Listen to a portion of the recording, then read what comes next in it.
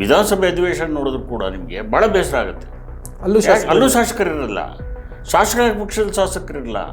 ನೀವು ನೋಡಿಬೇಕಾದ್ರೆ ಶಾಸಕರು ಎಲ್ಲಿರಬಾರ್ದು ಅಲ್ಲಿರ್ತಾರೆ, ಎಲ್ಲಿರಬೇಕೋ ಅಲ್ಲಿರಲ್ಲ. ಅದು ಬೇಜವಾಬ್ದಾರಿತನ. ಅದು ಒಂದಂತೂ ನಿಜ, ಸರ್ಕಾರದ ಆಡಳಿತ ಒಂದು ರೀತಿ ನಿಧಾನ ಆಗಿದೆ, ಮಂದಗತಿಯಲ್ಲಿ ಸಾಗ್ತಾ ಇದೆ ಅಂತಲೂ ಹೇಳ್ಬೋದು. ಅದನ್ನು ಚುರುಕು ಮುಟ್ಟಿಸೋಂಥ ಕೆಲಸವನ್ನು ಆಗಬೇಕು. ಅದನ್ನೇ ಶಾಸಕರು ಹೇಳ್ತಾ ಇರೋದು. ಈಗ ವಿಧಾನಸೌಧಕ್ಕೆ ಯಾಕೆ ಬರಬೇಕು, ವಿಧಾನಸಭೆ ಅಧಿವೇಶನಕ್ಕೆ ಯಾಕೆ ಬರಬೇಕು ಅಂದರೆ, ಜನರ ದುಡ್ಡು, ಜನರ ಬೆವರಿನ ಹಣ ಕೋಟ್ಯಾಂತರ ರೂಪಾಯಿ ಒಂದು ದಿವಸಕ್ಕೆ ಖರ್ಚಾಗ್ತಿರುತ್ತೆ. ಅವರ ಸಾರಿಗೆ, ಅವ್ರ ಸಿಟ್ಟಿಂಗ್ ಫೀಸು, ಅವ್ರ ಊಟ, ಪ್ರತಿಯೊಂದಕ್ಕೂ ಕೋಟ್ಯಾಂತರ ರೂಪಾಯಿ ಖರ್ಚಾಗುತ್ತೆ. ಈ ಹಣಕ್ಕೆ ಬೆಲೆ ಇಲ್ವಾ? ನೋಡಿ, 10 ಗಂಟೆಗೆ ಸದನ ಆರಂಭ ಆಗುತ್ತೆ ಅಂದರೆ ಲಾಂಗ್ ಬೆಲ್ ಹೊಡಿತಾನೇ ಇರುತ್ತೆ. ಹೌದು, 10:30 ಆದರೂ ಬರಲ್ಲ, 11 ಗಂಟೆ ಆದರೂ ಬರಲ್ಲ, ಬಂದರೂ ಕೋರಮ್ ಇರಲ್ಲ. ಏನು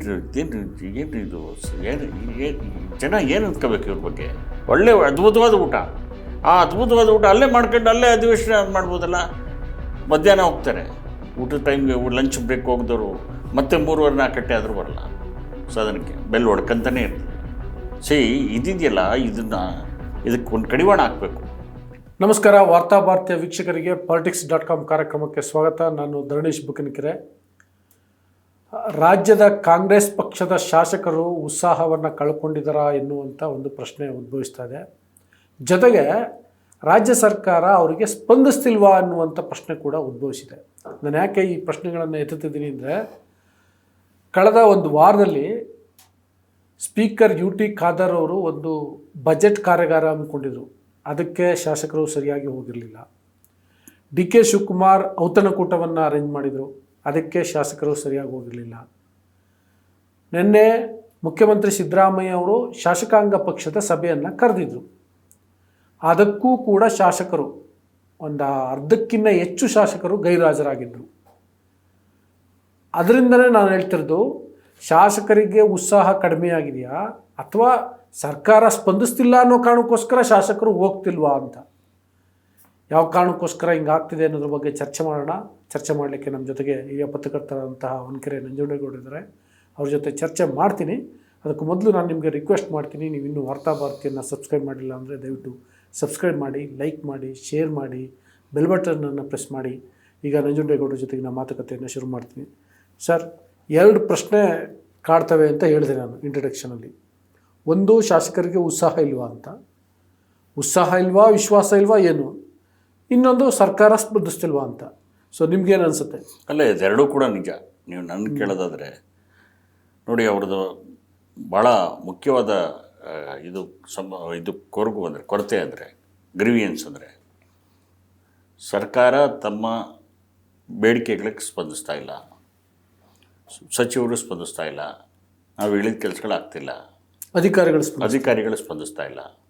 ಸೊ ಹೀಗಾಗಿ ಅವರು ನೋಡಿ, ಯಾವುದೇ ಒಂದು ಸರ್ಕಾರಕ್ಕೆ ಒಳ್ಳೆಯ ಹೆಸರು ಬರಬೇಕು ಅಂದರೆ ಹಳ್ಳಿಗಳ ಮಟ್ಟದಲ್ಲಿ ಕೆಲಸ ಆಗಬೇಕು, ತಾಲೂಕುಗಳ ಮಟ್ಟದಲ್ಲಿ ಕೆಲಸ ಆಗಬೇಕು, ಜಿಲ್ಲಾ ಮಟ್ಟದಲ್ಲಿ ಕೆಲಸ ಆಗಬೇಕು. ಹಾಗಾದಾಗ ಸರ್ಕಾರಕ್ಕೆ ಒಳ್ಳೆಯ ಹೆಸರು ಬರುತ್ತೆ. ನನಗೆ ಅನಿಸುತ್ತೆ, ಶಾಸಕರು ಅಸಮಾಧಾನ ವ್ಯಕ್ತಪಡಿಸ್ತಿರೋದು ನೋಡಿದ್ರೆ ಕೆಲಸಗಳಾಗ್ತಿಲ್ವೇನೋ ಅಂತ ಅನುಮಾನ ಬರುತ್ತೆ, ಸರ್ಕಾರ ಸ್ಪಂದಿಸ್ತಿಲ್ವೇನೋ ಅಂತ ಅನುಮಾನ ಬರುತ್ತೆ. ಇದು ಮೊದಲನೇ ಸಲ ಅಲ್ಲ ಶಾಸಕರು ಅಸಮಾಧಾನ ವ್ಯಕ್ತಪಡಿಸ್ತಾ ಇರೋದು ಮತ್ತು ನಮಗೆ ಸ್ಪಂದಿಸ್ತಾ ಇಲ್ಲ ಅಂತ ಹೇಳ್ತಿರೋದು. ಹಿಂದೆ ನಡೆದಂಥ CLPಗಳಲ್ಲೂ ಕೂಡ ಶಾಸಕರು ಮಾತಾಡಿದ್ದಾರೆ, ನಮ್ಮ ಅಸಮಾಧಾನ ವ್ಯಕ್ತಪಡಿಸ್ತಾರೆ. ನನ್ನ ಪ್ರಶ್ನೆ ಏನೀಗ ಅಂದರೆ, ಶಾಸಕರು CLP ಸಭೆಗಾಗಲಿ ಬೇರೆ ನಾನು ಹೇಳಿದ್ನಲ್ಲ ಆ ಸಭೆಗಳಾಗಲಿ ಹೋಗೇ ಇಲ್ಲಲ್ಲ. ಇದೇ ಶಾಸಕರು ಪತ್ರ ಬರೆದಿದ್ರು, ಇನ್ನೊಂದರೆ ನಮಗೆ ಭಾಳಷ್ಟು ಸಮಸ್ಯೆಗಳಿದ್ದಾವೆ, ಶಾಸಕಾಂಗ ಪಕ್ಷದ ಸಭೆ ಕರೀರಿ, ಅದ್ರಲ್ಲಿ ನಾವು ಚರ್ಚೆ ಮಾಡಬೇಕು ಅಂತ. ಇಟ್ಸ್ ಫೈನ್, ಯಾವತ್ತೋ ಒಂದು ಸಲ ಕರೆದು ಲೇಟಾಗಿರ್ಬೋದು, ಕರೆದಾಗ ಹೋಗ್ಬೇಕಲ್ವಾ? ಅವ್ರದ್ದೇನು ಇಶ್ಯೂ ಇತ್ತು ಅದನ್ನು ರೈಸ್ ಮಾಡಬೇಕು. ಅಂದರೆ ಆಸಕ್ತಿ ಕಳೆದ ನಾನು ಅದನ್ನೇ ಹೇಳಿದ್ದು. ಎರಡೂ ಕೂಡ ಕಾರಣ, ಒಂದಕ್ಕೊಂದು ಪೂರಕವಾದಂಥ ಕಾರಣಗಳು, ಎರಡು ಬೇರೆ ಬೇರೆ ಅಲ್ಲ. ಅದು ನೋಡಿ, ನೀವು ಹೇಳಿದ್ರೆ ನನಗೆ ಈಗ ತಾನೇ ನಾನು ವಿಧಾನಸಭೆಯಿಂದ ಬಂದೆ, ವಿಧಾನಸಭೆ ಅಧಿವೇಶನ ನಡೀತಾ ಇದೆ, ಬಂದೆ, ಅದು ನೋಡ್ಕೊಂಡು ಬಂದೆ ಅಂತ. ವಿಧಾನಸಭೆ ಅಧಿವೇಶನ ನೋಡಿದ್ರು ಕೂಡ ನಿಮಗೆ ಭಾಳ ಬೇಸರ ಆಗುತ್ತೆ. ಅಲ್ಲೂ ಶಾಸಕರಿರಲ್ಲ, ಶಾಸಕ ಪಕ್ಷದ ಶಾಸಕರಿರಲ್ಲ, ಮತ್ತು ಎಲ್ಲಿ ಶಾಸಕರು ಇರಬೇಕಾದ ಕಡೆ ಇರಲ್ಲ, ಎಲ್ಲಿ ಇರಬಾರ್ದು ಅಲ್ಲೆಲ್ಲ ಇರ್ತಾರೆ. ನೀವು ನೋಡಿಬೇಕಾದ್ರೆ ಶಾಸಕರು ಎಲ್ಲಿ ಇರಬಾರ್ದು ಅಲ್ಲಿರ್ತಾರೆ, ಎಲ್ಲಿರಬೇಕೋ ಅಲ್ಲಿರಲ್ಲ. ಅದು ಬೇಜವಾಬ್ದಾರಿತನ. ಅದು ಶಾಸಕರು ಜವಾಬ್ದಾರಿಯಿಂದ ನಡ್ಕೋಬೇಕು. ಹಾಗಾದಾಗ ಮಾತ್ರ ಶಾಸನ ಸಭೆಗೆ ಒಂದು ಗೌರವ ಬರುತ್ತೆ. ಶಾಸಕ ಪಕ್ಷದಲ್ಲೂ ಕೂಡ ಚರ್ಚೆಗಳು ನಡೆದ್ರೆ ಮುಖ್ಯಮಂತ್ರಿಗಳಿಗೆ ಗೊತ್ತಾಗುತ್ತೆ ಶಾಸಕರು ಏನು ಕೇಳ್ತಾರೆ, ಏನು ನಾವು ಅವ್ರ ಬೇಡಿಕೆಗಳನ್ನ ಏನು ಫುಲ್ಫಿಲ್ ಮಾಡಬೇಕು, ಹೇಗೆ ಫುಲ್ಫಿಲ್ ಮಾಡಬೇಕು ಅಂತ ಮುಖ್ಯಮಂತ್ರಿಗೆ ಗೊತ್ತಾಗುತ್ತೆ, ಬೇರೆ ಬೇರೆ ಸಚಿವರಿಗೂ ಗೊತ್ತಾಗುತ್ತೆ. ಹಾಗಂತ ಸಚಿವರ ಹತ್ರ ಹೋಗಲ್ಲ ಅಂತ ಏನಿಲ್ಲ, ಶಾಸಕರು ಹೋಗ್ತಾರೆ ಸಚಿವರ ಹತ್ರ, ಎಲ್ಲ ಅವರ ಡಿಮಾಂಡ್ಗಳನ್ನ ಇಟ್ಕೊಂಡು ಹೋಗ್ತಾರೆ. ಅವ್ರು ಹೋದಾಗ ಸಚಿವರು ಸಿಗಲ್ಲ ಅಂತ ಹೇಳ್ತಾರೆ, ಸಚಿವರು ಸಿಕ್ಕರು ನಮ್ಮ ಡಿಮಾಂಡಿಗೆ ಸ್ಪಂದಿಸಲ್ಲ ಅಂತ ಹೇಳ್ತಾರೆ. ಸೊ ಇವೆಲ್ಲ ಒಂದಕ್ಕೊಂದು ಪೂರಕವಾದಂಥ ಕಾರಣಗಳಿದು. ಸೊ ಹಂಗಾಗಿ ಯಾರ ಮೇಲೆ ಯಾರು ಹೇಳಬೇಕು, ಯಾರು ವಿರುದ್ಧ ಯಾರು ಹೇಳಬೇಕು ಅನ್ನೋದೇ ಈಗ ಪ್ರಶ್ನೆ. ಅಲ್ಲ, ಈಗ ನೋಡಿ, ಮುಖ್ಯಮಂತ್ರಿ ಆದವರು ಎಲ್ಲವನ್ನ ನೇರವಾಗಿ, ಈಗ ಮಳವಳ್ಳಿಲಿ ಏನಾಗ್ತಿದೆ, ಬೀದರಲ್ಲಿ ಏನಾಗ್ತಿದೆ, ಕುಡ್ಚಿಲಿ ಏನಾಗ್ತಿದೆ, ಎಲ್ಲವನ್ನ ಅವರು ನೋಡೋಕ್ಕಾಗಲ್ಲ. ಸೊ ಅಲ್ಲಿನ ಶಾಸಕರು ಗಮನ ಸೆಳೀಬೇಕು. ಅಂದರೆ ಇಂಥ ಬೆಳವಣಿಗೆಗಳಾಗ್ತಿದೆ, ರೆವಿನ್ಯೂ ಡಿಪಾರ್ಟ್ಮೆಂಟಲ್ಲಿ ಹೀಗಾಗ್ತಿದೆ, ಪೊಲೀಸ್ ಡಿಪಾರ್ಟ್ಮೆಂಟಲ್ಲಿ ಹೀಗಾಗ್ತಿದೆ ಅನ್ನೋಂಥದ್ದನ್ನು ಹೇಳಬೇಕಾಗತ್ತೆ. ಒಂದು ಆಯಾ ಸಂಬಂಧಪಟ್ಟಂತಹ ಇಲಾಖೆಗಳ ಸಚಿವರಿಗೆ ಹೇಳಬೇಕಾಗತ್ತೆ, ಮತ್ತು ಕೆಲವು ವಿಷಯಗಳನ್ನು ಮುಖ್ಯಮಂತ್ರಿಗಳಿಗೆ ಹೇಳಬೇಕಾಗತ್ತೆ. ಸಿಗದೇ ಇದ್ದಾಗ ಸಹಜವಾಗಿ ಅವ್ರಿಗೆ ಅಸಮಾಧಾನ ಆಗುತ್ತೆ. ಮುಖ್ಯಮಂತ್ರಿಗಳು ಸಿಗ್ತಿಲ್ಲ ಅನ್ನುವಂಥ ಒಂದು ಆರೋಪ ಇದೆ, ಮಂತ್ರಿಗಳು ಸಿಗ್ತಿಲ್ಲ ಅನ್ನುವಂಥ ಆರೋಪ ಕೂಡ ಇದೆ. ಇನ್ನೊಂದು ಕಡೆ ಇವ್ರು ಹೋಗ್ತಿಲ್ಲ ಅನ್ನುವಂಥ ಆರೋಪ ಕೂಡ ಇದೆ. ಅವ್ರದ್ದೇ ಆದಂಥ ಏನೋ ವ್ಯವಹಾರಗಳು, ಟೂರ್ಗಳು. ಈಗ ನೋಡಿ, ಮೊನ್ನೆ ಒಂದು ಟೂರ್ಗೆ ಹೋಗಿದ್ದು ಬಂದರು, ವಿದೇಶ ಪ್ರವಾಸ ಮಾಡಿದ್ರು. ಅವರು ಮನುಷ್ಯರೇ, ಅವ್ರಿಗೂ ಫ್ಯಾಮಿಲಿ ಇರುತ್ತೆ, ಅವ್ರು ವಿದೇಶ ಪ್ರವಾಸಕ್ಕೆ ಹೋಗಬೇಕು, ಅದೆಲ್ಲವೂ ಸರಿ. ಅಟ್ ದ ಸೇಮ್ ಟೈಮ್ ಅವ್ರಿಗೊಂದು ಸಾರ್ವಜನಿಕವಾದಂಥ ಜವಾಬ್ದಾರಿ ಇರುತ್ತಲ್ಲ. ಅವರು ಕೇವಲ ಖಾಸಗಿ ವ್ಯಕ್ತಿ ಅಲ್ಲ, ಅವರು ಹೌದು, ಅವ್ರಿಗೊಂದು ಸಾರ್ವಜನಿಕವಾದ ಜವಾಬ್ದಾರಿ, ಜನಪ್ರತಿನಿಧಿಗಳವರು ಜನರಿಂದ ಆಯ್ಕೆ ಆಗಿರ್ತಾರೆ. ಜನರು ಅವ್ರನ್ನ ಆಯ್ಕೆ ಮಾಡೋದೇ ತಮ್ಮ ಕೆಲಸ ಕಾರ್ಯಗಳನ್ನ ಮಾಡಲಿ ಅನ್ನೋ ಉದ್ದೇಶದಿಂದ. ಸೊ ಹಂಗಾಗಿ ನೋಡಿ, ಮುಖ್ಯಮಂತ್ರಿ ಸಿಗಲ್ಲ ಅಂತ ಹೇಳೋದು ನಾನು ಒಪ್ಪಲ್ಲ. ಮುಖ್ಯಮಂತ್ರಿ ಎಲ್ಲರ ಕೈಗೂ ಸಿಗ್ತಾರೆ. ಈ ಮುಖ್ಯಮಂತ್ರಿ ಇದ್ದಿದ್ರಲ್ಲಿ ಜನರ ಮುಖ್ಯಮಂತ್ರಿ ಇವರು ಅಂತ ಹೇಳ್ಬೋದು ನಾನು. ಅದು ಕೆಲಸ ಆಗುತ್ತೋ ಬಿಡುತ್ತೋ ಅದು ಬೇರೆ ವಿಚಾರ, ಆದರೆ ಜನರಿಗಂತೂ ಸಿಗ್ತಾರೆ ಇವರು ಮುಖ್ಯಮಂತ್ರಿ. ಈ ಸಚಿವರ ಬಗ್ಗೆ ನಾನು ಈ ಮಾತನ್ನ ಹೇಳಲಾರೆ. ಕೆಲವು ಸಚಿವರು ಸಿಗ್ಬೋದು, ಕೆಲವು ಸಚಿವರು ಸಿಗದೇ ಇರ್ಬೋದು. ನಾವೇ ಎಷ್ಟೋ ಸರಿ ಇದೇ ಜಾಗದಲ್ಲಿ ಕೂತ್ಕೊಂಡು ಮಾತಾಡಿದ್ವಿ. ನೀವು ವಿಧಾನಸೌಧಕ್ಕೆ ಹೋದರೆ ಸಚಿವರಿರಲ್ಲ, ಜನರು ಬಂದರು ಕೈಗೆ ಸಿಗಲ್ಲ, ಶಾಸಕರಿಗೆ ಕೈಗೆ ಸಿಗಲ್ಲ ಅಂತ, ಶಾಸಕರ ಕೈಗೆ ಸಿಗಲ್ಲ ಅಂದರೆ ಜನರ ಕೈಗೆ ಸಿಗ್ತಾರಾ? ಸೊ ಸಿಗೋದು ಕಷ್ಟ. ಸೊ ಹಂಗಾಗಿ ಒಂದಂತೂ ನಿಜ, ಸರ್ಕಾರದ ಆಡಳಿತ ಒಂದು ರೀತಿ ನಿಧಾನ ಆಗಿದೆ, ಮಂದಗತಿಯಲ್ಲಿ ಸಾಗ್ತಾ ಇದೆ ಅಂತಲೂ ಹೇಳ್ಬೋದು. ಅದನ್ನು ಚುರುಕು ಮುಟ್ಟಿಸೋಂಥ ಕೆಲಸವನ್ನು ಆಗಬೇಕು. ಅದನ್ನೇ ಶಾಸಕರು ಹೇಳ್ತಾ ಇರೋದು. ಈಗ ಅದ್ರ ಜೊತೆಗೆ ಶಾಸಕರು ಕೂಡ ತಮ್ಮ ಜವಾಬ್ದಾರಿಯನ್ನು ನಿರ್ವಹಿಸ್ತಾರೆ. ಸರಿ, ಅದಕ್ಕೆ ತಾನೇ ವೇದಿಕೆ, ಶಾಸಕಾಂಗ ಪಕ್ಷದ ಸಭೆ ಅನ್ನೋದೇ ಈ ಎಲ್ಲ ಸಮಸ್ಯೆಗಳನ್ನ ಚರ್ಚೆ ಮಾಡಲಿಕ್ಕಿರುವಂತಹ ವೇದಿಕೆ. ಅಲ್ಲಿಗೆ ಹೋಗ್ಬೇಕಿತ್ತು, ಅವ್ರ ಸಮಸ್ಯೆಗಳೇನು, ಕುಂದುಕೊರತೆಗಳೇನು ಅದನ್ನ ಹೇಳ್ಬೇಕಿತ್ತು, ಹೋಗ್ಬೇಕಿತ್ತು. ಅಲ್ಲಿ ಎಲ್ಲರೂ ಇರ್ತಿದ್ರ, ಮುಖ್ಯಮಂತ್ರಿ ಇರ್ತಿದ್ರು, ಪಕ್ಷದ ಅಧ್ಯಕ್ಷರು ಇರ್ತಿದ್ರು, ಸಚಿವರೆಲ್ಲ ಇರ್ತಿದ್ರು. ಯಾವ ಕ್ಲೋಸ್ ಡೋರಿಂಗ್ ಮೀಟಿಂಗ್ ಅದು, ಯಾವ ಸಚಿವರ ಮೇಲೆ ಏನ್ ಬೇಕಾದ್ರೂ ಆರೋಪ ಮಾತಾಡ್ಬೋದು. ಅದು ಮಾತಾಡೋಂಥ ವೇದಿಕೆ, ಪಕ್ಷದ ವೇದಿಕೆ. ಬೀದಿ ಇಲ್ಲಿ ಆದಿಲ್ ಮಾತಾಡೋ ಬದಲು ಅಂತ ವೇದಿಕೆಗಳಲ್ಲಿ ಮಾತಾಡಿದ್ರೆ ಹೆಚ್ಚು ಅರ್ಥಪೂರ್ಣ ಇರುತ್ತೆ. ಎಕ್ಸಾಕ್ಟ್ಲಿ. ಶಾಸಕರಾದರೂ ಅವರ ಕುಂದುಕೊರತೆಗಳನ್ನ ಹೇಳ್ಕೋಬೋದು, ಅವರ ದೂರುಗಳ ದುಮ್ಮಾನಗಳನ್ನ ಹೇಳ್ಕೋಬೋದು. ಸಚಿವರುಗಳು ಕೂಡ ಏನಾದ್ರು ಇದ್ರೆ ಮುಖ್ಯಮಂತ್ರಿ ಹತ್ರ ಹೇಳ್ಕೋಬೋದು. ಸಚಿವರು ಕೂಡ ಬೇರೆ ಬೇರೆ ಇಲಾಖೆಗಳ ಸಚಿವರು, ಜಿಲ್ಲಾ ಉಸ್ತುವಾರಿ ಸಚಿವರುಗಳು ಎಲ್ಲ ಹೇಳ್ಕೋಬೋದು. ಎಲ್ಲ ಸಚಿವರಿಗೆ ಅವರು ವಾರಕ್ಕೊಂದ್ಸಲ ಸಚಿವ ಸಂಪುಟ ಸಭೆ ಮಾಡ್ತಾರೆ, ಅದು ಸರಿ. ಆದರೆ ನಿಮಗೆ ಇನ್ನೇನಾದರೂ ಸಚಿವ ಸಂಪುಟದಲ್ಲಿ ಬರುವಂಥ ವಿಷಯವನ್ನು ಹೊರತುಪಡಿಸಿ ಬೇರೆ ಇನ್ನೂ ಏನಾದ್ರು ಇದ್ದರೆ ಆ ಸಭೆಗಳಲ್ಲಿ ಮುಕ್ತವಾಗಿ ಮಾತಾಡ್ಬೋದು. ಸಚಿವ ಸಂಪುಟ ಸಭೆಗಳೆಲ್ಲ ಏನಾಗುತ್ತೆ, ಫಾರ್ಮಲ್ ಆಗಿ ನಡೀತಿರ್ತದೆ, ಔಪಚಾರಿಕವಾಗಿ ನಡೀತಿರ್ತದೆ. ಇದು ಇನ್ಫಾರ್ಮಲ್ ಸಭೆ, ಏನು ಬೇಕಾದ್ರೂ ಮಾತಾಡ್ಬೋದು, ಬೇಕಾದ್ರೆ ಹೊಡೆದಾಡ್ಬೋದು. ವಿಧಾನಸಭೆಯಲ್ಲಿ ಹೊಡೆದಾಡೋ ಬದಲು ಅಲ್ಲಿ ಹೊಡೆದಾಡ್ಬೇಕಲ್ಲ, ಅಲ್ಲಿ ಹೊಡೆದಾಡೋದು ಅರ್ಥ ಇರುತ್ತೆ. ಖಂಡಿತ ಹೌದು. ವಿಧಾನಸೌಧದಲ್ಲಿ ಹೊಡೆದಾಡೋದು ನೋಡಿದ್ವಿ. ಒಳ್ಳೆ ಉದ್ದೇಶ. ಹೊಡೆದಾಡೋದು ಮೀನ್ಸ್ ಆರ್ಗ್ಯುಮೆಂಟ್ ಆಗಬೇಕು, ಒಂದು ಸ್ವಲ್ಪ ಮಾತಿನ ಚಕಮಕಿ, ಆರೋಪ ಪ್ರತ್ಯಾರೋಪ ಅದೆಲ್ಲ ಆಗ್ಬೇಕಾಗ್ತದೆ. ಅದೆಲ್ಲ ಆದ್ರೇ ಮಜಾ ಇರೋದು CLPಗೆ. ಇಲ್ಲ ಆದರೆ ಭಾಳ ಹೇಳ್ದಂಗೆ ಕೇಳ್ಕೊಂಬಂದ್ಬಿಟ್ಟು ಏನಿಲ್ಲ. ಹೌದು, ಅದು ನಿಜ. ಒಂಥರ ರಸವತ್ತಾಗಿರ್ಬೇಕು, ಸಭೆಗಳು ರಸವತ್ತಾಗಿರ್ಬೇಕು, ಜನರಿಗೂ ಒಂಥರ ನೋಡೋಕ್ಕೂ ಒಂಚೂರು ಕಲರ್ಫುಲ್ ಆಗಿರ್ಬೇಕು. ನಿನ್ನೆ ಈ ನಾರಾಯಣ ಸ್ವಾಮಿ ಮತ್ತು ರಾಜೇಗೌಡ ಇಬ್ಬರು ಶಾಸಕರು ಕಿತ್ತಾಡ್ಕೊಂಡಿದ್ದಾರಂತೆ. ಭಾಳ ಇಂಟ್ರೆಸ್ಟಿಂಗ್ ಆಗಿ ಏನಂತಂದರೆ, ನಾರಾಯಣ ಸ್ವಾಮಿ ಕಂದಾಯ ಇಲಾಖೆಯ ಪ್ರಧಾನ ಕಾರ್ಯದರ್ಶಿ ರಾಜೇಂದ್ರ ಕಟೇರಿಯ ವಿರುದ್ಧ ಆರೋಪ ಮಾಡಿದ್ದಾರೆ. ಅವರು ನಾವು ಎಷ್ಟು ಸಲ ಪತ್ರ ಬರೆದ್ರು ರೆಸ್ಪಾಂಡ್ ಮಾಡ್ತಿಲ್ಲ, ಹೋಗಿ ಭೇಟಿ ಮಾಡಲಿಕ್ಕೆ ಆಗ್ತಾಯಿಲ್ಲ, ನಮ್ಮ ಕೆಲಸಗಳಿಗೆ ಸ್ಪಂದನೆ ಮಾಡ್ತಿಲ್ಲ ಅಂತ ದೂರು ಕೊಟ್ಟಿದ್ದಾರೆ, ಅಂದರೆ ಆರೋಪ ಮಾಡ್ತಿದ್ರು. ಆ ಸಂದರ್ಭದಲ್ಲಿ ಈ ಸಬ್ಜೆಕ್ಟ್ಗೂ ರಾಜೇಗೌಡರಿಗೂ ಸಂಬಂಧನೇ ಇರಲಿಲ್ಲ. ರಾಜೇಗೌಡರು ಇಲ್ಲ ಅಧಿಕಾರಿ ಒಳ್ಳೆಯವರು ಅಂದಂತೆ ಅದಕ್ಕೆ ಕೋಪಿಸ್ಕೊಂಡು ನಾರಾಯಣ ಸ್ವಾಮಿ ಸಭೆಯಿಂದ ಬಾಯ್ಕಾಟ್ ಮಾಡಿ. ಆಮೇಲೆ ಇನ್ನು ಡೆವಲಪ್ಮೆಂಟ್ ಏನು ಗೊತ್ತಾ, ನಾರಾಯಣ ಸ್ವಾಮಿ ಕೋಲಾರದವರಲ್ಲ, ಮೋಸ್ಟ್ಲಿ ಕೃಷ್ಣ ಬೈರೇಗೌಡರನ್ನ ಟಾರ್ಗೆಟ್ ಮಾಡಿ ಮಾತಾಡ್ತಿದ್ದಾರೆ ಅಂತ ನಾನು ಮಿಸ್ಅಂಡರ್ಸ್ಟ್ಯಾಂಡ್ ಮಾಡ್ಕೊಂಡ್ಬಿಟ್ಟು ಹಂಗೆ ಮಾತಾಡಿದೆ ಅಂತೇಳಿ ನಾರಾಯಣಸ್ವಾಮಿ ಹತ್ರ ಹೋಗಿ ಸಾರಿ ಕೇಳಿದ್ರು ಅಂತ.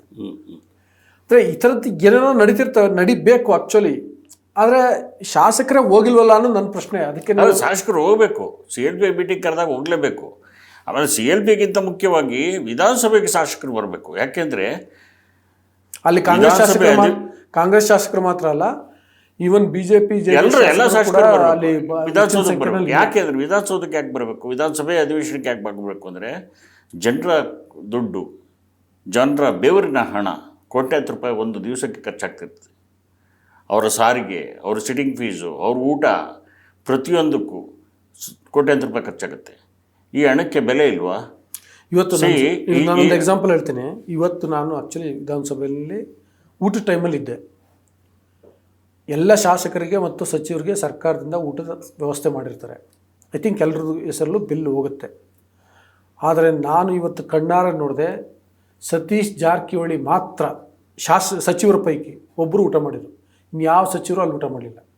ಶಾಸಕರು ಒಂದು 20-25 ಜನ ಇದ್ದರು ಬಿಡಿ, ಊಟ ಮಾಡಿದರು. ಒಂದು ಅಲ್ಲಿ ನೋಡಿ ಎಷ್ಟು ನಿರುತ್ಸಾಹ. ಸರ್ಕಾರ ಈಗ ಏನಕ್ಕೆ ಅಲ್ಲಿ ಊಟದ ವ್ಯವಸ್ಥೆ ಮಾಡಿರೋದು? ಆ್ಯಕ್ಚುಲಿ ಖಾದರ್ ಹೇಳಿದ್ರು ಏನಂತ ಅಂದರೆ, ಊಟಕ್ಕೆ ಅಂತ ಹೊರಗಡೆ ಹೋದರೆ ಲೇಟ್ ಆಗಿಬಿಡುತ್ತೆ, ಸೆಷನ್ ಮತ್ತೆ ಸರಿಯಾದ ಟೈಮಲ್ಲಿ ಅಸೆಂಬಲ್ ಆಗೋಕ್ಕಾಗಲ್ಲ, ಆ ಕಾರಣಕ್ಕೋಸ್ಕರನೇ ಇಲ್ಲಿ ಊಟದ ವ್ಯವಸ್ಥೆ ಮಾಡ್ತೀವಿ ಅಂತ. ಆ ಉದ್ದೇಶ ಎಲ್ಲಿ ಈಡೇರಿತು? ಅಲ್ಲ, ನಿಜವಾಗ್ಲೂ ನೀವು ಒಳ್ಳೆ ಪಾಯಿಂಟ್ ಎತ್ತಿದ್ರಿ. ಈಗ ನೋಡಿ, 10 ಗಂಟೆಗೆ ಸದನ ಆರಂಭ ಆಗುತ್ತೆ ಅಂದರೆ ಬೆಲ್ಲು, ಲಾಂಗ್ ಬೆಲ್ ಹೊಡಿತಾನೇ ಇರುತ್ತೆ. ಹೌದು, 10:30 ಆದರೂ ಬರಲ್ಲ, 11 ಗಂಟೆ ಆದರೂ ಬರಲ್ಲ, ಬಂದರೂ ಕೋರಮ್ ಇರಲ್ಲ. ಏನು ಇದು ಜನ ಏನು ಅಂದ್ಕೋಬೇಕು ಇವ್ರ ಬಗ್ಗೆ? ಹೌದಲ್ವಾ? ಮಧ್ಯಾಹ್ನ ಊಟಕ್ಕೆ ಹೋಗ್ತಾರೆ, ಊಟ ಮುಗಿಸ್ಕೊಂಡು ಅಲ್ಲಿ ಊಟಕ್ಕೆ ನೀವು ಹೇಳ್ದಂಗೆ ಖಾದರ್ ಅವರಾಗಲಿ ಹಿಂದೆ ನಡ್ಕೊಂಬಂದಿರೋ ಸಂಪ್ರದಾಯ ಭಾಳ ಒಳ್ಳೆ ಊಟನೇ ಅರೇಂಜ್ ಮಾಡಿದ್ದಾರೆ. ಅದ್ಭುತವಾದ ಊಟ ನಾವು ಮಾಡಿದ್ದೀವಲ್ಲ. ನಾವು ಬೆಳಗಾವಿ ಅಧಿವೇಶನ ಕವರ್ ಮಾಡಿದ್ದೀವಿ, ಬೆಂಗಳೂರು ಅಧಿವೇಶನ ಕವರ್ ಮಾಡಿದ್ದೀವಿ. ನಾವು ಈಗ ಹೋದರೆ ಊಟ ಮಾಡ್ತೀವಲ್ಲ, ಅಲ್ಲಿ ಒಳ್ಳೆ ಅದ್ಭುತವಾದ ಊಟ. ಆ ಅದ್ಭುತವಾದ ಊಟ ಅಲ್ಲೇ ಮಾಡ್ಕೊಂಡು ಅಲ್ಲೇ ಅಧಿವೇಶನ ಮಾಡ್ಬೋದಲ್ಲ. ಮಧ್ಯಾಹ್ನ ಹೋಗ್ತಾರೆ, ಊಟದ ಟೈಮ್ಗೆ ಲಂಚ್ ಬ್ರೇಕ್ ಹೋಗಿದವರು ಮತ್ತೆ 3:15 ಗಂಟೆ ಆದರೂ ಬರಲ್ಲ ಸದನಕ್ಕೆ, ಬೆಲ್ ಹೊಡ್ಕಂತಾನೆ ಇರ್ತದೆ. ಇದೆಯಲ್ಲ, ಇದಕ್ಕೆ ಒಂದು ಕಡಿವಾಣ ಹಾಕಬೇಕು. ಭಾಳ ಸ್ಪೀಕರ್ ಬಸಪ್ಪನ ಸಾರು, ಮುದ್ದೆ, ಪನ್ನೀರು, ಚಪಾತಿ, ಜಿಲೇಬಿ ಎಲ್ಲ ಇತ್ತು ಸರ್. ಆದರೆ ಬಯಲುಸೀಮೆಯವ್ರು ನಿಮ್ಗೆ ಅದರ ರುಚಿ ಗೊತ್ತು. ಇರಲಿ, ಉತ್ತರ ಕರ್ನಾಟಕದವ್ರಿಗೆ ರೊಟ್ಟಿ ಇರುತ್ತೆ, ಅವ್ರಿಗೂ ರೊಟ್ಟಿ ಇರುತ್ತೆ. ಇಲ್ಲ ಒಂದೊಂದು ದಿನ ಅದನ್ನು ಮಾಡ್ತಾರೆ. ನಾನು ಇವತ್ತಿದ್ದು ಹೇಳಿದೆ ಅಷ್ಟೇ. ನಾನು ಹೋಗಿದ್ದು ಕೇಳ ಎಲ್ಲ ಥರದ ಎಲ್ಲ ಭಾಗದ ಎಲ್ಲ ಮಾಡ್ತಾರೆ ಬೇಕಾದಂಥ ಊಟ ಅಲ್ಲಿರುತ್ತೆ, ರೊಟ್ಟಿ ಇರುತ್ತೆ. ಆಮೇಲೆ ನೀವು ಯಾಕೆ ಉತ್ತರ ಕರ್ನಾಟಕದವ್ರು ಬರೀ ಉತ್ತರ ಕರ್ನಾಟಕದ ಊಟನೇ ಮಾಡ್ಬೇಕು ಅಂದ್ಕೊಂಡಿದ್ರಿ? ಅಲ್ಲ, ಅವರು ಮತ್ತೆ ಬೇರೆ ನಾನು ಹೇಳ್ತೀನಿ, ರಾಗಿ ಮುದ್ದೆ ತಿನ್ನಕ್ಕೆ ಬರಬೇಕು. ನಿಮಗೆ ರಾಗಿ ಮುದ್ದೆ ತಿನ್ನಕ್ಕೆ ಬರದೇ ಇದ್ರೆ ಭಾಳ ಕಷ್ಟ. ಅದನ್ನು ನುಂಗಬೇಕು, ರಾಗಿ ಮುದ್ದೆಯನ್ನು ನುಂಗಬೇಕು, ಅಗಿಬಾರ್ದು. ಹಾಗಾಗಿ ನಾನು ಉತ್ತರ ಕರ್ನಾಟಕ ಮತ್ತು ಹಳೆ ಮೈಸೂರು ಭಾಗ ಅಂತ ಹೇಳಿದೆ ಅಷ್ಟೇ ಹೊರತು ನಾನು ಆ ತಾರತಮ್ಯ ಏನು ಮಾಡ್ತಿಲ್ಲ. ನಾನು ಎರಡು ತಿಂತೀನಿ ರಾಗಿ ಮುದ್ದೆ. ಈಗ ಸರ್ಕಾರ ಸ್ಪಂದಿಸ್ತಿಲ್ವ ಶಾಸಕರಿಗೆ, ಆ ಕಾರಣಕ್ಕೋಸ್ಕರ ಶಾಸಕರು CLP ಸಭೆಗೆ ಹೋಗ್ತಿಲ್ವ? ಅಲ್ಲ, CLP ಸಭೆಗೆ ಶಾಸಕರು ಹೋಗದೇ ಇರೋದಕ್ಕೂ ಸರ್ಕಾರ ಸ್ಪಂದಿಸ್ತಾ ಇರೋದಕ್ಕೂ ಅಲ್ಲ, ಹೋಗಿ ಏನೋ ಪ್ರಯೋಜನ ಅಲ್ಲ. ಹಂಗೆ ಯಾಕೆ ಹಂಗನ್ಕಂತೀರಿ? ಯಾಕೆ ಹೋದ್ರೆ ಕೂಡ ಒಂದು ಧ್ವನಿ ಎತ್ಬೋದಲ್ಲ, ಅಲ್ಲಿ ತಮ್ಮ ಕುಂದುಕೊರತೆಗಳನ್ನ ಇಡ್ಬೋದಲ್ಲ, ಮಾತಾಡ್ಬೋದು, ಗುದ್ದಾಡ್ಬೋದು. ಹೋಗ್ದೇನೆ ಇದ್ದರೆ ಸರ್ಕಾರ ಸ್ಪಂದಿಸ್ತಿಲ್ಲ ಅಂದರೆ ಸರಿಯಾದಲ್ಲ, ಅದು ಸರಿಯಾದ ವಾದ ಅಲ್ಲ ಅದು. ಹೋಗಬೇಕು, ಮಾತಾಡಬೇಕು, ಮುಖ್ಯಮಂತ್ರಿ ಹತ್ರ ಕೂತ್ಕೊಂಡು ಯಾಕೆ ಮಾಡಲ್ಲ ಅಂತ ಕೇಳಬೇಕು, ಸಚಿವರ ಹತ್ರ ಕೂತ್ಕೊಂಡು ಯಾಕೆ ಮಾಡಲ್ಲ ಅಂತ ಕೇಳಬೇಕು. ಕೇಳೋ ಅಧಿಕಾರ ಇದೆಯಲ್ಲ ಇವ್ರಿಗೆ. ಜನರು ಅಂತ ಒಂದು ಅಧಿಕಾರ ಕೊಟ್ಟಿದಾರಲ್ಲ, ಆಳ್ಸ್ ಕಳಿಸಿದಾರಲ್ಲ, ಅದಕ್ಕಾದ್ರೂ ಕೇಳಬೇಕಲ್ಲ ಇವರು. ಹೋಗ್ತಿಲ್ಲ ಅನ್ಸುತ್ತೆ ನಿಮಗೆ? ಅಂದರೆ ಬೇರೆ ಏನಾದರೂ ಕಾರಣ ಇದೆಯಾ ಅಂತ? ಅಲ್ಲ, ಅವರು ನನಗನ್ಸುತ್ತೆ ಅಲ್ಲಿ ಹೋಗದೇ ಇರೋದಕ್ಕೆ ಬೇರೆ ಎಂಗೇಜ್ಮೆಂಟ್ಗಳು ಇರ್ಬೋದು, ಬೇರೆ ಇದಕ್ಕಿಂತ ಮಹತ್ವದ ಕಾರ್ಯಗಳು ಇರ್ಬೋದು ಅವ್ರಿಗೆ. ಇಲ್ಲ ಅಂತ ನಾನು ಹೇಳಲಾರೆ. ಮಹತ್ವದ ಕಾರ್ಯ ಅನ್ನೋದು ನಿಮಗೆ ಬಿಟ್ಟಿದ್ದು, ಏನೇನು ನೀವು ಕಲ್ಪಿಸ್ಕೊತೀರಾ ಅದನ್ನು ನಿಮಗೆ ಬಿಟ್ಟಿದ್ದು. ಇದಕ್ಕಿಂತ ಮಹತ್ವದ ಕಾರ್ಯ ಏನಿರುತ್ತೆ? ಏನೂ ಇರಲ್ಲ. ಹೋಗ್ಬೇಕು ಅಂತ ಮನಸ್ಸು ಮಾಡಿದ್ರೆಲ್ಲ ಹೋಗ್ಬೋದು. ನಿಮ್ಮ ಶಾಸನ ಸಭೆ ನೋಡಿದ್ರೆ ನಾನು ಹೇಳೋದಲ್ಲ, ಭಾಳ ಬೇಜಾರಾಗುತ್ತೆ. ಹೀಗೆಲ್ಲ ಮಾಡಬಾರ್ದು. ಆಮೇಲೆ ನೀವು ಅಧಿಕಾರಿಗಳು ಸ್ಪಂದಿಸ್ತಾ ಇಲ್ಲ ಅಂದರೆ ಇವ್ರು ಸರಿ ಇದ್ದರೆ ಅಧಿಕಾರಿಗಳು ಸರಿ ಇರ್ತಾರೆ. ರಾಜೇಂದ್ರ ಕಟಾರಿಯಾ ಅವರು ಇಬ್ಬರು ಗಲಾಟೆ ಮಾಡ್ಕೊಂಡ್ರೆ ರಾಜೇಂದ್ರ ಕಟಾರಿಯಾ ಅವ್ರ ಬಗ್ಗೆ ರಾಜೇಂದ್ರ ಕಟಾರಿಯಾ ಡೆಲ್ಲಿಲಿ ಇದ್ದರು, ನಾವು ನೋಡಿದ್ದೀವಿ. ಖರ್ಗೆ ಅವ್ರಿಗೆ ಅವರು ಇದಾಗಿದ್ದರು, ಏನೋ ಸ್ಪೆಷಲ್ ಆಫೀಸರ್ ಆಗಿದ್ದರು. ಅವ್ರು ಲೇಬರ್ ಮಿನಿಸ್ಟರ್ ಆಗಿದ್ದಾಗ, ರೈಲ್ವೆ ಮಿನಿಸ್ಟರ್ ಆಗಿದ್ದಾಗ ರಾಜೇಂದ್ರ ಕಟಾರಿಯಾ ಇದ್ದರು ಅಲ್ಲಿ, ಖರ್ಗೆ ಅವ್ರ ಜೊತೆ ಆಫೀಸ್ನಲ್ಲಿ ಇದ್ದರು. ಒಳ್ಳೆಯ ಹೆಸರಿದೆ ಕಟಾರಿಯಾಗೆ. ಆಮೇಲೆ ಈಗ ಅವರು ಕೃಷ್ಣ ಬೈರೇಗೌಡರ ಇಲಾಖೆಯಲ್ಲಿ ಕೆಲಸ ಮಾಡ್ತಿರೋದು.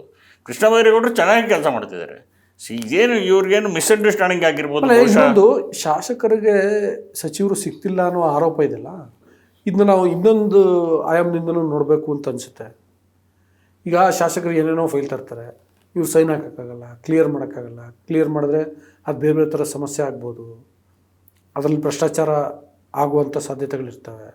ಹಂಗಾಗಿ ಆ ಕಾರಣಕ್ಕೋಸ್ಕರ ಅಂತ ಕಾಯ್ಕೊಳ್ತಿರ್ತಾರೆ. ಅಂದರೆ ಸ್ವಲ್ಪ ಫ್ರೀ ಬಿಟ್ಬಿಟ್ರೆ ನಮ್ಮ ಕೈಯಲ್ಲಿ ಭಾಳ ಮಾಡಬಾರ್ದು ಕೆಲಸ ಮಾಡಿಸ್ಬಿಡ್ತಾರೆ ಅನ್ನುವಂಥ ಭಯ ಏನಾದರೂ ಇದೆಯಾ? ಅಲ್ಲ, ಈಗ ಶಾಸಕರು ತರುವಂಥ ಎಲ್ಲ ಕೆಲಸಗಳನ್ನೂ ಮಾಡಬೇಕು ಅಂತೇನಿಲ್ಲ. ನೀವು ಹೇಳೋಂಗೆ ಅವರು ಈ ಥರದ ಫೈಲ್ಗಳನ್ನು ತರ್ಬೋದು. ಈಗ ಟ್ರಾನ್ಸ್ಫರ್ಗಳು ಆಗಿಲ್ಲ ಅಂತ ಅಸಮಾಧಾನ ವ್ಯಕ್ತಪಡಿಸಿದ ಶಾಸಕರು ಅಂತ ಮುಖ್ಯಮಂತ್ರಿ ಏನೇ ಹೇಳಿದ್ರು, ಅದನ್ನು ನಾವು ಮಾಡಿಕೊಡ್ತೀವಿ ಅಂತ ಹೇಳಿದ್ರು. ಎಲ್ಲ ಟ್ರಾನ್ಸ್ಫರ್ಸ್ಗಳು ನ್ಯಾಯಬದ್ಧವಾಗಿ ನಡೆಯುತ್ತಾ? ಟ್ರಾನ್ಸ್ಫರ್ಗಳಿಗೂ ಶಾಸಕರಿಗೆ ಏನು ಸಂಬಂಧ? ಅಂದರೆ ತಮಗೆ ಬೇಕಾದವ್ರನ್ನ ಹಾಕೊಳ್ಳೋದು, ತಮಗೆ ಬೇಕಾದ ಕೆಲಸಗಳು ಮಾಡ್ಕೊಳ್ಳೋದು. ಈ ಕಾರಣದ ಇದೇ ಒಂದು ದೊಡ್ಡ ದಂಧೆ, ಟ್ರಾನ್ಸ್ಫರ್ ದಂಧೆ. ಟ್ರಾನ್ಸ್ಫರ್ ದಂಧೆಗೆ ಒಂದು ಪಾಲಿಸಿಯನ್ನು ಮಾಡಬೇಕು. ಆ ಪಾಲಿಸಿ ಮಾಡಿ ಆ ಪಾಲಿಸಿಯನ್ನು ಇಂಪ್ಲಿಮೆಂಟ್ ಮಾಡಬೇಕು. ಯಾವ ಅಧಿಕಾರಿನ ಟ್ರಾನ್ಸ್ಫರ್ ಮಾಡಬೇಕು, ಎಲ್ಲಿಗೆ ಟ್ರಾನ್ಸ್ಫರ್ ಮಾಡಬೇಕು. ಈಗ ಒಂದು ಅಲಿಖಿತ ನಿಯಮ ಇದೆ, ಏನು ಗೊತ್ತಾ? ಈಗ ಫಾರ್ ಎಕ್ಸಾಂಪಲ್ ಯಾವುದೋ ಕಾನ್ಸ್ಟಿಟ್ಯೂನ್ಸಿಗೆ ಅಲ್ಲಿಗೆ ತಹಶೀಲ್ದಾರನ್ನ ಹಾಕಬೇಕು, ಅಥವಾ ಜಿಲ್ಲೆಗೆ SP ಹಾಕಬೇಕು ಅಂತಂದರೆ ಆ ಲೋಕಲ್ ಅವರ ಲೆಟ್ರ್ ತರಬೇಕು ಅಂತ, ಅಥವಾ ಅವರ ಒಪ್ಪಿಗೆ ತಗೋಬೇಕು ಅಂತ. ನಾನು ಹೇಳೋದು, ಯಾವುದೋ ಒಂದು ಊರಲ್ಲಿ, ಯಾವುದೋ ತಾಲೂಕು ಆಫೀಸಲ್ಲಿ ಅಥವಾ ಕೃಷಿ ಇಲಾಖೆಯಲ್ಲಿ, ಅಲ್ಲಿ X ಇರಲಿ, Y ಇರಲಿ, Z ಇರಲಿ, ಅವ್ನು ಸರ್ಕಾರಿ ಅಧಿಕಾರಿ ತಾನೆ, ಅವ್ನು ಸೇಮ್ ಕೆಲಸ ಮಾಡ್ಬೇಕು ತಾನೆ. ಅವ್ನು ಯಾರು X ಇದ್ರೇನು, Y ಇದ್ರೇನು, Z ಇದ್ರೇನು, ಶಾಸಕಂಗೆ ಮಾಡಿಸ್ಬೇಕು ಅವನಿಗೆ ಕೆಲಸ. ಮತ್ತು ಶಾಸಕರ ಅವ್ರಿಗೆ ನಿರ್ದೇಶನ ನೋಡುವಂಥ ಅಧಿಕಾರ ಇದೆ ತಾನೆ, ಇದು ಮಾಡಿಯಪ್ಪ ಅಂತ ನಿರ್ದೇಶನ ಕೊಟ್ಟು ಮಾಡಿಸ್ಬೋದಲ್ಲ? ಅಲ್ಲ, ಮಾಡಿಸ್ಬೋದು. ಆದರೆ ಸರ್ಕಾರ ಒಂದು ಆ ಥರ ನಡ್ಕೋಬೇಕು. ಸರ್, ಒಂದು ತಮಾಷೆ ಹೇಳ್ತೀನಿ. ಈ ಹೊಳೆ ನರಸೀಪುರ ಶಾಸಕ HD ರೇವಣ್ಣ ಅವ್ರು ಹಾಸನದಲ್ಲಿ ಭಾಳ ಪವರ್ಫುಲ್ ಅಲ್ವಾ. ಅವರು ಹಾಸನದ DC ಹಿಂದೆ ಕಾಲ್ ಮಾಡೋರಂತೆ. ಕಾಲ್ ಮಾಡಿ ಇವರೇ ರೇವಣ್ಣವ್ರಿಗೆ ಕಾಲ್ ಮಾಡಿ ಏನು ಆದೇಶ ಕೊಡ್ತೀರಿ ಅಂತ ಕೇಳ್ತಾರಂತೆ. ಫಸ್ಟ್ ಆದೇಶ ಅವ್ರೇನು ಕೊಡೋದಲ್ಲ, ಇವ್ರು ಕೊಡೋದು. ಅವರು ಇಲ್ಲ ಸರ್ ನೀವು ಹೇಳಿದರೆ ಹಂಗಾರೆ ಬರ್ಕೊಳ್ಳಿ ಅಂತೇಳಿ ಏನೇನೋ ಹೇಳ್ತಿದ್ರಂತೆ ಡೈರೆಕ್ಷನ್ಸು. ಆಮೇಲೆ ಅದ್ರ ಪ್ರಕಾರ ಆಗ್ತಿತ್ತು. ಅಂದರೆ ನಾನು ಹೇಳಿದ್ದು, ಫೈನಲಿ ಒಬ್ಬ ಅದು MLA ಇರಲಿ, ಮಿನಿಸ್ಟರ್ ಇರಲಿ, ಅಥವಾ ಪ್ರಭಾವಿ ನಾಯಕರಿರಲಿ, ಅವರು ಅಧಿಕಾರಿಗಳಿಗೆ ಹೇಳಿ ಕೆಲಸವನ್ನು ಮಾಡಿಸ್ಬೋದು. ಯಾವುದೇ ಅಧಿಕಾರಿ ಇದ್ದು ಇಂಥದೇ ಅಧಿಕಾರಿ ಬೇಕು ಅಂತ ಕೇಳಿ ಹಾಕ್ಸ್ಕೊಳ್ಳುವಂಥ ಜರೂರತ್ತೇನು? ಅಲ್ಲ, ಇದೊಂದು ನಡ್ಕೊಂಡು ಬಂದ್ಬಿಟ್ಟಿದೆ. ಈಗ ತನಗೆ ಯಾರು ಬೇಕು ಅಧಿಕಾರಿ, ಸರ್ಕಾರದ ಮೇಲೆ ಒತ್ತಡ ಹಾಕೋದು, ಸಂಬಂಧಪಟ್ಟ ಮಂತ್ರಿಗಳ ಮೇಲೆ ಒತ್ತಡ ಹಾಕೋದು, ಪ್ರಿನ್ಸಿಪಲ್ ಸೆಕ್ರೆಟರಿಗಳ ಮೇಲೆ ಒತ್ತಡ ಹಾಕೋದು, ಟ್ರಾನ್ಸ್ಫರ್ ಮಾಡ್ಕೊಳ್ಳೋದು, ಇದು ನಡ್ಕೊಂಬಂದಿದೆ. ಇದಕ್ಕೆ ಕಡಿವಾಣ ಹಾಕಬೇಕು. ಕಡಿವಾಣ ಹಾಕೋ ಕೆಲಸ ಸರ್ಕಾರ ಮಾಡುತ್ತಾ? ಮುಖ್ಯಮಂತ್ರಿ ಮಾಡ್ತಾರಾ? ಮಂತ್ರಿಗಳು ಮಾಡ್ತಾರಾ? ಕಡಿವಾಣ ಹಾಕ ಇದು ಇವತ್ತಿಂದಲ್ಲ. ಇವತ್ತು ಕಾಂಗ್ರೆಸ್ ಸರ್ಕಾರ ಇದೆ, ಇವತ್ತು ಇವ್ರು ಬಂದ್ ಮಾಡಿರೋದಲ್ಲ. ಹಿಂದೆ BJP ಸರ್ಕಾರದಲ್ಲೂ ಏನು ಹೇಳಿದೆ, ಅದರಿಂದ ಇದ್ದಂಥ ಎಷ್ಟೋ ವರ್ಷದಿಂದ ನಡ್ಕೊಂಡು ನಿಮಗೆ ಕೆಲಸ ಆಗಬೇಕಪ್ಪ, ಯಾರು ಅಧಿಕಾರಿ ಇದ್ರೆ ಏನು ನೋಡಿ, ಇಂಥ ಒಳ್ಳೆ ಅಧಿಕಾರಿ ನಾನು ಆಗ್ತಾ ಇದ್ದೀನಿ ಅಂತ ಹೇಳಿ ಪೋಸ್ಟಿಂಗ್ ಮಾಡಿದ್ರೆ ಯಾಕೆ ಆಗಲ್ಲ? ನೀವು ಹೇಳ್ದಂಗೆ ಎಲ್ಲವನ್ನು ಸ್ಟಾಪ್ ಮಾಡ್ಬೋದು. ಈಗ ನಿಮಗೆ ಎಕ್ಸೈಸ್ ಲಾಬಿ ಇದೆ ನಿಮ್ಗೆ ಗೊತ್ತು, ಪೊಲೀಸ್ ಲಾಬಿ ಇದೆ ನಿಮ್ಗೆ ಗೊತ್ತು. ಉದಾಹರಣೆಗೆ ನಿಮ್ಗೆ ಹೇಳ್ತೀನಿ, ಒಂದೇ ಒಂದು ಉದಾಹರಣೆಗೆ ಈ ಬೆಂಗಳೂರು ನಗರದ ಪೊಲೀಸ್ ಕಮಿಷನರೇಟ್ ಇದೆ. ಕಮಿಷನರೇಟಲ್ಲಿ ಒಂದೊಂದು ಪೊಲೀಸ್ ಸ್ಟೇಷನ್ಗೆ ಒಂದೊಂದು ರೇಟು ಫಿಕ್ಸ್ ಆಗಿರುತ್ತೆ ವರ್ಗಾವಣೆಗೆ. ಚಿಕ್ಕಪೇಟೆಗೆ ಒಂದು ರೇಟ್ ಫಿಕ್ಸ್ ಆಗಿರುತ್ತೆ, ಉಪ್ಪಾರಪೇಟೆಗೆ ಒಂದು ರೇಟ್ ಫಿಕ್ಸ್ ಆಗಿರುತ್ತೆ, ಕಮರ್ಷಿಯಲ್ ಸ್ಟ್ರೀಟಿಗೆ ಒಂದು ರೇಟ್ ಫಿಕ್ಸ್ ಆಗಿರುತ್ತೆ. ಯಾಕೆ ರೇಟ್ ಫಿಕ್ಸ್ ಆಗುತ್ತೆ? ಅಲ್ಲಿ ಚಿನ್ನದ ಮೊಟ್ಟೆ ಇಡುವಂಥ ಕೋಳಿಗಳಿವೆ. ಆ ಸ್ಟೇಷನ್ಗಳಲ್ಲಿ ಚಿನ್ನದ ಮೊಟ್ಟೆ ಇಡುತ್ತೆ. ಇದು ಅಷ್ಟು ಸುಲಭವಾಗಿ ಇದನ್ನೆಲ್ಲ ನಿಲ್ಸೋಕ್ಕಾಗಲ್ಲ. ಇದು ನಡ್ಕೊಂಡು ಬಂದಿದೆ. ಅದಕ್ಕೆ ಭಾಳ ವಿಲ್ ಪವರ್ ಇರೋವಂಥ, ತಾಕತ್ತಿರುವಂಥ ಮುಖ್ಯಮಂತ್ರಿ ಮತ್ತು ಮಂತ್ರಿಗಳು ಬಂದರೆ, ಭಾಳ ಕಮಿಟೆಡ್ ಇರೋವಂಥ ಸರ್ಕಾರ ಬಂದರೆ, ಕಮಿಟ್ಮೆಂಟ್ ಇರೋವಂಥ ಸರ್ಕಾರ ಬಂದರೆ ಇದನ್ನೆಲ್ಲ ನಿಲ್ಲಿಸ್ಬೋದು. ಬಟ್ ನನಗೆ ಐ ಡೋಂಟ್ ಥಿಂಕ್ ಇದು ಕಾಂಗ್ರೆಸ್ ಸರ್ಕಾರದಲ್ಲಾಗತ್ತೆ, BJP ಸರ್ಕಾರದಲ್ಲಾಗತ್ತೆ, ಅವು ಇನ್ಯಾರೋ ಬಂದು ಮಾಡ್ತಾರೆ, ಆ ಥರ ಯಾವ ಒಪ್ಸೋಗಿಲ್ಲ. ಇದು ನಡ್ಕೊಂಬಂದಿದೆ, ಕಾಲಾಂತರದಿಂದ ನಡ್ಕೊಂಬಂದಿದೆ. ಹಂಗಾಗಿ ಇದಕ್ಕೇನು ಕೊನೆ ಏನಿಲ್ಲ. ಮತ್ತು ಅನುದಾನದ ಬಗ್ಗೆ ಹೇಳಿದ್ದಾರೆ ಶಾಸಕರು. ನೆನ್ನೆ CLP ಮೀಟಿಂಗಲ್ಲಿ ಅನುದಾನದ ಬಗ್ಗೆ ಹೇಳಿದ್ದಾರೆ. ಶಾಸಕರು ಯಾಕೆ ಅನುದಾನ ಕೊಡಬೇಕು? ಅದು ಅಭಿವೃದ್ಧಿ ಕೆಲಸಗಳಾಗಬೇಕಲ್ಲ. ಅಭಿವೃದ್ಧಿ ಕೆಲಸ, ಅದು ಅಭಿವೃದ್ಧಿಗೆ ಏನು ಕೆಲಸ ಆಗಬೇಕು ಅವರು ಆ ಕೆಲಸ ತಂದು ಕೊಟ್ಟರೆ ಕೆಲಸ ಮಾಡಿಕೊಡಿ ಸರ್. ಮುಖ್ಯಮಂತ್ರಿ ಶಾಸಕರ ಕರ್ತವ್ಯ ಏನು ಸರ್? ಕೆಲಸ ಕಾನೂನು ರೂಪಿಸೋದು, ಅಲ್ಲಿ ಹೋಗಿ ಮೋರಿ ಕ್ಲೀನ್ ಮಾಡೋದಲ್ಲ. ಅಭಿವೃದ್ಧಿ ಅವ್ರಿಗೆ ಯಾಕೆ ಅನುದಾನ ಕೊಡ್ಬೇಕು? DC ಅಕೌಂಟ್ಗೆ ಹೋಗುತ್ತೆ ದುಡ್ಡು, ಅಲ್ಲಿಂದ ಹೋಗುತ್ತೆ ಇದಕ್ಕೆ, ಆ ಕೆಲಸಕ್ಕೆ, ಪರ್ಟಿಕ್ಯುಲರ್ ಕೆಲಸಕ್ಕೆ ಇವ್ರಿಗೆ ಯಾಕೆ ಅನುದಾನ ಕೊಡ್ಬೇಕು? ಅಲ್ಲ, ಕೊಡಬಾರದು. ಆದ್ರೆ ಯಾವ ವ್ಯವಸ್ಥೆಯಲ್ಲಿ ಕೂತ್ಕೊಂಡು ನೀವು ಮಾತಾಡ್ತಿದ್ದೀರಿ? ಯುಟೋಪಿಯಾದ ಕಾನ್ಸೆಪ್ಟ್ ಇಟ್ಕೊಂಡು ನೀವು ಮಾತಾಡ್ತಿದ್ದೀರಿ. ಸಾಧ್ಯವಾಯಿತು ಆ ವ್ಯವಸ್ಥೆ ಬರಬೇಕು. ಅವ್ರು ಹೇಳ್ತಾರೆ, ಎಲ್ಲರೂ ಓಪನ್ ಆಗಿ ಹೇಳ್ತಾರೆ, ನಾವು ದುಡ್ಡು ಕೊಟ್ಟು ಗೆದ್ಕೊಂಬಂದಿವಿ ಎಲೆಕ್ಷನ್ ಅಂತ ಹೇಳ್ತಾರೆ. ಅದರ ಅರ್ಥ ಏನು? ಅದರ ಅರ್ಥ ಏನು ಹೇಳಿ? ಅನುದಾನ ಯಾಕೆ ಕೊಡಬೇಕು? ಈಗ BJP ಸರ್ಕಾರದಲ್ಲಿ ಕಮಿಷನ್ ದಂಧೆ ನಡೀತಾ ಇತ್ತು, 40% ನಡೀತಾ ಇತ್ತು ಅಂತ ಹೇಳಿ ಎಲ್ಲ ಆರೋಪಗಳು ಬಂತು.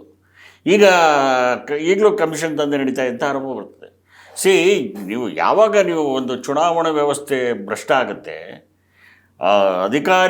ಅಧಿಕಾರಶಾಹಿಗಳು ಭ್ರಷ್ಟರಾಗ್ತಾರೆ, ಬೇರೆ ಬೇರೆ ವ್ಯವಸ್ಥೆಗಳು. ಅನುದಾನ ಕೇಳೋದು ಭಾಳ ಸ್ಪಷ್ಟ, ಅದರಲ್ಲಿ ಅವ್ರಿಗೆ ಕಮಿಷನ್ ಸಿಗುತ್ತೆ ಅಂತ. ಅದೇ ನೋಡಿ, ಗ್ಯಾರಂಟಿ ಏಜ್ಗಳ ಬಗ್ಗೆ ಮಾತಾಡೋಲ್ಲ, ಯಾಕೆ ಹೇಳಿ? ಅದೆಲ್ಲ ನೇರವಾಗಿ ಫಲಾನುಭವಿಗಳಿಗೆ ಹೋಗ್ಬಿಡುತ್ತೆ, ಅದ್ರಲ್ಲಿ ಕಮಿಷನ್ ಸಿಗಲ್ಲ. ಅದಕ್ಕೆ ವಿರೋಧ. ಇವ್ರಿಗೆ ಅದು ಯಾವುದೋ ಕೆಲಸಕ್ಕೆ ಬಾರ್ದಿರೋ ಸಮುದಾಯ ಭವನ ಕಟ್ಟಕ್ಕೆ, ಇನ್ನೊಂದು ಸುಮ್ಮನೆ ಚೆನ್ನಾಗಿರೋ ರೋಡ್ನ ಮತ್ತೆ ರೋಡ್ ಮಾಡೋಕ್ಕೆ ಅನುದಾನ ಬೇಕು ಇವ್ರಿಗೆ. ಇದು ಶಾಸಕರು. ಹೌದು, ನಿಜ ನೀವು ಹೇಳೋದು ನಿಜ. ಬಟ್ ಇದಕ್ಕೆಲ್ಲ ಒಂದು ಫುಲ್ ಸ್ಟಾಪ್ ಹಾಕೋಕ್ಕೆ ಸಾಧ್ಯನಾ? ಸದ್ಯದ ವ್ಯವಸ್ಥೆಯಲ್ಲಿ ಸಾಧ್ಯ ಅಂತ ಸರ್, ನೀವು ಸಾಧ್ಯನಾ ಅಂತ ಪ್ರಶ್ನೆ ಮಾಡ್ತಿದ್ರಿ. ವೀಕ್ಷಕರಿಗೆ ಬಿಟ್ಬಿಡ್ತೀನಿ, ಸಾಧ್ಯನಾ ಅಂತ ನೀವು ಡಿಸೈಡ್ ಮಾಡಿ. ಸಾಧ್ಯ ಅಂತ ಅಂದ್ಕೋಬೇಕು, ಹೋಪ್ಸ್ ಇಟ್ಕೋಬೇಕು. ಅದು ನನ್ನ ಅಭಿಪ್ರಾಯ. ನಿಮ್ಮ ಅಭಿಪ್ರಾಯನ ಕಮೆಂಟ್ ಬಾಕ್ಸಲ್ಲಿ ತಿಳಿಸಿ. ಶಾಸಕರಿಗೆ ಉತ್ಸಾಹ ಇಲ್ಲ, ಅವರು ಸೀರಿಯಸ್ ಆಗಿಲ್ಲ ಅಂತ ಇವತ್ತು ಹೇಳಿದ್ವಿ. ಯಾವ ಕಾರಣಕ್ಕೆ ಅನ್ನೋದು ನಂಜುಂಡೇಗೌಡರು ಚರ್ಚೆ ಮಾಡಿದರು. ನಾವು ಕೂಡ ಭಾಳ ಒಂದು ಸ್ವಲ್ಪ ಲೈಟಾಗೆ ಇವತ್ತು ಡಿಸ್ಕಸ್ ಮಾಡಿದ್ವಿ. ಯಾಕೆಂದರೆ ಶಾಸಕರನ್ನ ಅಷ್ಟು ಗಂಭೀರವಾಗಿ ತಗೋಬಾರ್ದು ಅಂತ ಅನ್ನಿಸ್ಬಿಡ್ತೀವಿ. ಅಷ್ಟರ ಮಟ್ಟಿಗೆ ಆಗಿಬಿಟ್ಟಿದೆ ವ್ಯವಸ್ಥೆ. ಅದಕ್ಕೆ ನಿಮ್ಮ ಅಭಿಪ್ರಾಯನ ಕಮೆಂಟ್ ಬಾಕ್ಸಲ್ಲಿ ತಿಳಿಸಿ.